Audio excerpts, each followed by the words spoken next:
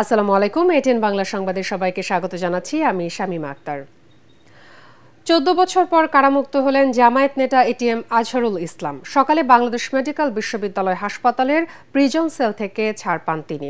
এ সময় প্রিয় নেতাকে শুভেচ্ছা জানান হাজারো নেতাকর্মী।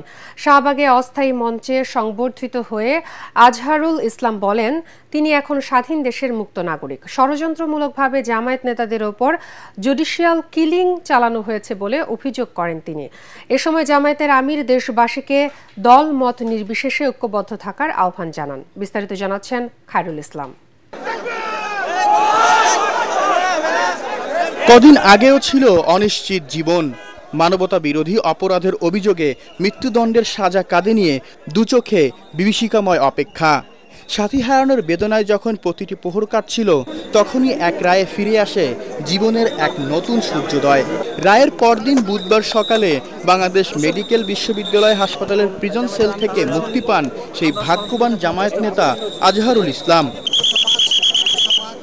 নিঃশ্বাস নেন স্বাধীন মুক্ত বাতাসে। বেকসুর খালাস পাওয়া জামায়াত ইসলামের সাবেক ভারপ্রাপ্ত সেক্রেটারি জেনারেল এটিএম আজহারুল ইসলামের মুক্তিতে উচ্ছ্বসিত দলের নেতাকর্মীরা। বলেন, সত্যের জয় কেউ রুখে দিতে পারে না। পরে যোগ দেন শাহবাগে জামায়াত ইসলাম আয়োজিত সংবর্ধনা ও শুভেচ্ছা মঞ্চে।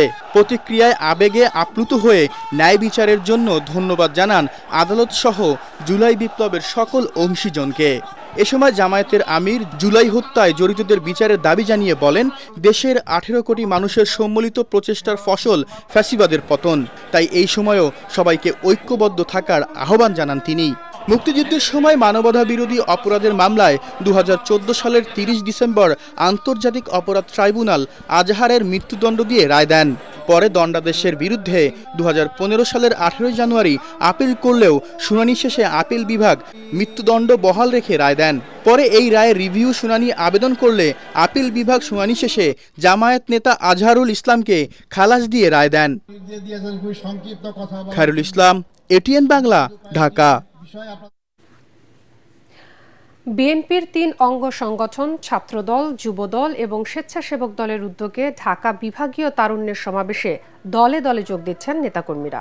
নয়াপল্টন কেন্দ্রীয় কার্যালয়ের সামনে ঢাকা, ময়মনসিংহ, ফরিদপুর এবং সিলেট 4 সাংগঠনিক বিভাগের সমন্বয়ে দুপুর 2টায় সমাবেশ শুরু হওয়ার কথা থাকলেও এরই মধ্যে কানায় কানায় ভরে গেছে গোটা এলাকা। এসব বিভাগ থেকে নেতাকর্মীরা যোগ দিয়েছেন সমাবেশে। লন্ডন থেকে ভার্চুয়ালি যুক্ত হয়ে এতে প্রধান অতিথি হিসেবে বক্তব্য রাখবেন বিএনপির ভারপ্রাপ্ত চেয়ারম্যান তারেক রহমান।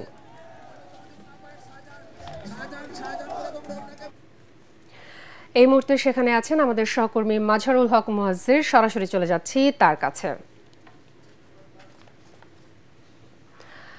মাজহারুল, নেতাকর্মীদের অবস্থা কেমন দেখছেন এবং সেখানকার সর্বশেষ পরিস্থিতি কেমন সেটা আমাদের জানাবেন।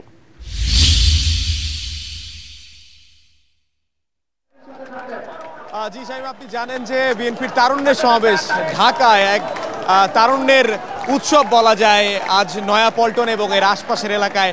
আমি যদি আপনাকে একটু দেখাই যে এই মুহূর্তে নয়াপল্টনে বিএনপির কেন্দ্রীয় কার্যালয়ের সামনে যে অবস্থা, সেখানে কিন্তু আমরা দেখতে পাচ্ছি ছাত্রদল, যুবদল, স্বেচ্ছাসেবক দল সহ সকল বিএনপির যে যারা রয়েছেন অঙ্গ সংগঠন, তাদের কিন্তু একটা মিলন মেলায় পরিণত হয়েছে। এবং একই সাথে এখানে ঢাকা, সিলেট, কুমিল্লা এবং ময়মনসিংহ, ফরিদপুর অঞ্চলের যারা রয়েছেন ছাত্রদল, স্বেচ্ছাসেবক দল, যুবদলের, তারা কিন্তু এসেছেন এবং সকাল থেকে তারা নয়াপল্টনে আসেন এবং তাদের যে তারুণ্যের যে সমাবেশ, সেই তারুণ্যের সমাবেশকে তারা সফল করতে এখানে এসেছেন। সেই আপনি জানেন যে আজ বিএনপির এই আয়োজন যে তারুণ্যের অধিকার প্রতিষ্ঠা, মূলত আজকে তারা এই স্লোগানটা দিয়েছেন যে তারুণ্যের রাজনৈতিক অধিকার প্রতিষ্ঠার একটি সমাবেশ হতে যাচ্ছে এটি। এবং সেখানে কিন্তু আমরা দলীয় নেতাকর্মী যারা রয়েছেন তাদের পাশাপাশি আমরা দেখতে পেয়েছি যে স্থানীয় পর্যায়ে নেতাকর্মীদের একটা বিপুল অংশগ্রহণ এখানে রয়েছে। এবং শুধু নয়াপল্টনই নয়, নয়াপল্টন থেকে শুরু করে একেবারে এর আশপাশের এলাকায় কিন্তু ছড়িয়ে গেছে এই অবস্থান। এবং আমরা কিন্তু যেটা দেখতে পেয়েছি, আমরা নিজেরাও আসার সময় আমাদের বেগ পেতে হয়েছে। রাস্তাঘাটে প্রচুর জ্যাম, এবং আজ মূলত যারা আসলে বাইরে বের হবেন তাদের এই সড়কটা অ্যাভয়েড করলেই ভালো হয়। এবং আজকে যেহেতু এই সমাবেশে ভারপ্রাপ্ত চেয়ারম্যান দলের তারেক রহমান তিনি যোগ দিবেন, ওনার বক্তব্যের মাধ্যমেই শেষ হবে। আমরা পুরো সময় জুড়ে রয়েছি, দেখা যাক তারেক রহমান কি বলেন এবং তাদের অবস্থানটা কি হয়। শাইমা। মুহাজির, ধন্যবাদ আপনাকে।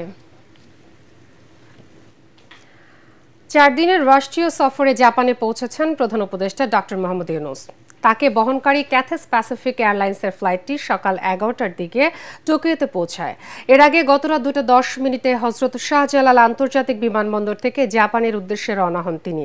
জাপান সফরে অধ্যাপক ইউনূসের টোকিওতে আয়োজিত নিক্কেই ফোরামের ফিউচার অফ এশিয়া সম্মেলনে অংশ নেবেন। এছাড়া তার জাপানের প্রধানমন্ত্রী শিগেরু ইশিবার সঙ্গে দ্বিপক্ষীয় বৈঠকেও অংশ নেওয়ার কথা রয়েছে।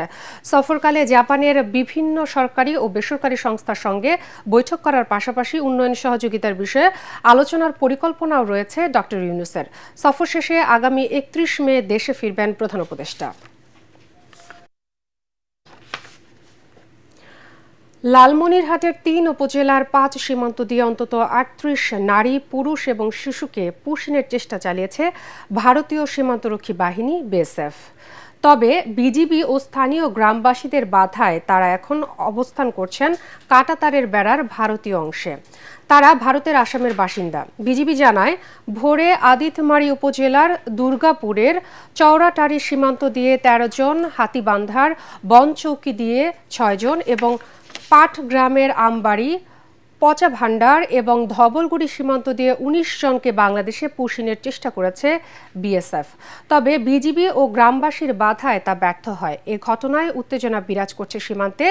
বিএসএফকে পতাকা বৈঠকের আহ্বান জানানো হয়েছে বলেও জানিয়েছেন বিজিবি।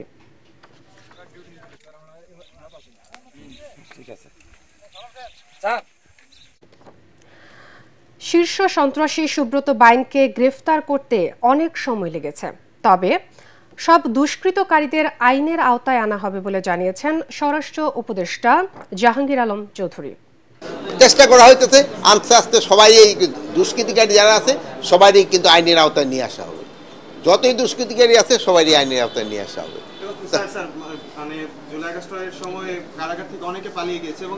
এইগুলিও কিন্তু আস্তে আস্তে কিন্তু তাদের ধরা হচ্ছে, যে ধরা হচ্ছে না তা না, তাদেরও ধরা হচ্ছে, কাউকেই ছাড় দেওয়া হবে। আন্তর্জাতিক ইন্দো প্যাসিফিক ও উপসাগরীয় অঞ্চলে আমেরিকার মোগলগিরি এবং খবরদারি বন্ধে ঐক্যবদ্ধ হয়েছেন চীনসহ আসিয়ান ও জিসিসি নেতারা। মার্কিন শুল্কনীতি ও আধিপত্যবাদ রুখতে নিজেদের মধ্যে অর্থনৈতিক কূটনীতি জোরদারে একমত হয়েছেন তারা। মালয়েশিয়ায় 46তম আসিয়ান ও জিসিসি সম্মেলনে যুক্তরাষ্ট্রের একতরফা শুল্ক, মিয়ানমারের গৃহযুদ্ধ ও দক্ষিণ চীন সাগরের সামুদ্রিক বিরোধ সহ গুরুত্বপূর্ণ আঞ্চলিক ও বৈশ্বিক এজেন্ডা নিয়েও আলোচনা করেন তারা। বিস্তারিত শরীফুল ইসলামের প্রতিবেদনে। ইন্দোনেশিয়া, সিঙ্গাপুর সহ দক্ষিণ পূর্ব এশিয়ার 10টি দেশ নিয়ে গঠিত আসিয়ানের সাথে উপসাগরীয় দেশগুলোর সম্মেলন চলছে মালয়েশিয়ার রাজধানী কুয়ালালামপুরে। মঙ্গলবার সম্মেলনের সূচনা হয় ঐতিহ্যবাহী আসিয়ান হ্যান্ডশেকের মাধ্যমে। জিসিসিভুক্ত বাহরাইন, কুয়েত, ওমান, কাতার, সৌদি আরব ও সংযুক্ত আরব আমিরাত ছাড়াও জোটের বাইরে সম্মেলনে যোগ দিয়েছে চীন। পরে দুই জোটের নেতারা দক্ষিণ পূর্ব এশিয়ার মধ্যে ঐক্য বাড়ানো, কৌশলগত অগ্রাধিকার নির্ধারণ ও বিদ্যমান চ্যালেঞ্জ মোকাবেলার উপায় নিয়ে আলোচনা করেন। এতে জোরে সোরে উঠে আসে যুক্তরাষ্ট্রের একতরফা শুল্ক, মিয়ানমারের গৃহযুদ্ধ ও দক্ষিণ চীন সাগরের সামুদ্রিক বিরোধ সহ গুরুত্বপূর্ণ আঞ্চলিক ও বৈশ্বিক এজেন্ডা। মালয়েশিয়ার প্রধানমন্ত্রী আনোয়ার ইব্রাহিমের সভাপতিত্বে সম্মেলনের উদ্বোধনী বক্তব্যে যুক্তরাষ্ট্রের শুল্ক নীতি এবং আধিপত্যবাদের কড়া সমালোচনা করা হয়। যুক্তরাষ্ট্রের একতরফা শুল্ক আরোপ বৈশ্বিক বাণিজ্য ব্যবস্থাকে আরও চাপে ফেলেছে, বহুপাক্ষিকতা ভেঙে পড়েছে আর তার জায়গা নিচ্ছে সুরক্ষাবাদী নীতিমালা। জিসিসি দেশগুলোকে নিয়ে এই অঞ্চলকে বড় শক্তির আগ্রাসন থেকে আমরা নিজেদের সুরক্ষা করব। ট্রাম্প প্রশাসনের চলমান নীতিতে আসিয়ানভুক্ত দেশগুলো 10% থেকে 49% পর্যন্ত মার্কিন শুল্কের শিকার, কিন্তু বড় শক্তিগুলোর অন্যায় আচরণ ও ভূ রাজনৈতিক চাপ মোকাবেলার সক্ষমতা রয়েছে আসিয়ান এবং জিসিসির। আসিয়ানের জন্য শান্তি, স্থিতিশীলতা ও সমৃদ্ধি সব সময় মুক্ত, যেখানে পণ্য, পুঁজি ও মানুষের অবাধ প্রবাহ রয়েছে। তবে যুক্তরাষ্ট্রের স্বেচ্ছাচারী সিদ্ধান্তের চাপে এখন সেই ভিত্তিগুলো ভেঙে পড়েছে। এই সম্মেলন শুধু নিজ নিজ দেশের অর্থনীতির জন্য নয়, বরং এই অঞ্চলে আমেরিকার আধিপত্য প্রতিষ্ঠার প্রচেষ্টা রুখে দেবে। চলমান বৈশ্বিক চ্যালেঞ্জের মধ্যেও আসিয়ান ও জিসিসির মধ্যে শক্তিশালী সম্পর্ক গড়ে তোলা এখন সময়ের দাবি।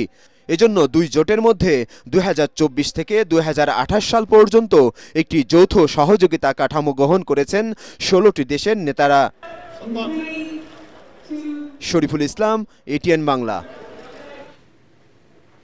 পরবর্তী সংবাদ দেখার আমন্ত্রণ জানিয়ে এখনকার মতো শেষ করছি। এটিএন বাংলা সংবাদ ইউটিউবে দেখতে ব্রাউজ করুন youtube/ATN বাংলা নিউজ। এতক্ষণ সাথে থাকার জন্য ধন্যবাদ সবাইকে।